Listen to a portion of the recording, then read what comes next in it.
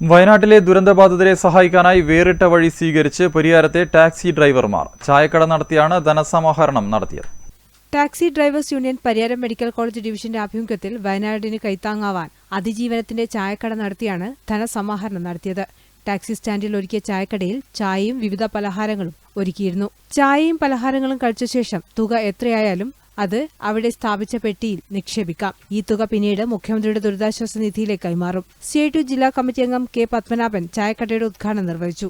ഇവിടെ CITUവിന്റെ നേതൃത്വത്തിൽ taxi drivers union CITUവിന്റെ നേതൃത്വത്തിൽ ഒരു അതിജീവനത്തിന്റെ ചായക്കട, ഒരു സ്നേഹത്തിന്റെ ചായക്കട ഇന്ന് തുറന്നിരിക്കുകയാണ്. ഇന്ന് രാവിലെ തൊട്ട് വൈകുന്നേരം വരെ ഈ മെഡിക്കൽ കോളേജും പരിസരത്തും എത്തിച്ചേരുന്ന രോഗികളുടെ കൂട്ടിരിപ്പുകാർ, മറ്റ് സന്ദർശകർ, മറ്റു കുട്ടികൾ, ഇവിടുത്തെ ജീവനക്കാർ അവരെയെല്ലാം ഈ ചായക്കടയിലേക്ക് എത്താനും അവർക്ക് സാധിക്കുന്ന നിലയിൽ ഈ മുഖ്യമന്ത്രിയുടെ ദുരിതാശ്വാസ നിധിയിലേക്ക് സഹായങ്ങൾ വാങ്ങി ഇന്ന് വൈകുന്നേരം അത് മുഖ്യമന്ത്രിയുടെ ദുരിതാശ്വാസ നിധിയിലേക്ക് അയച്ചു കൊടുക്കുന്നതിന് വേണ്ടിയിട്ടുള്ള ഒരു മാതൃകാപരമായിട്ടുള്ള പ്രവർത്തനത്തിനാണ് ഇവിടെ നേതൃത്വം കൊടുത്തിട്ടുള്ളത്.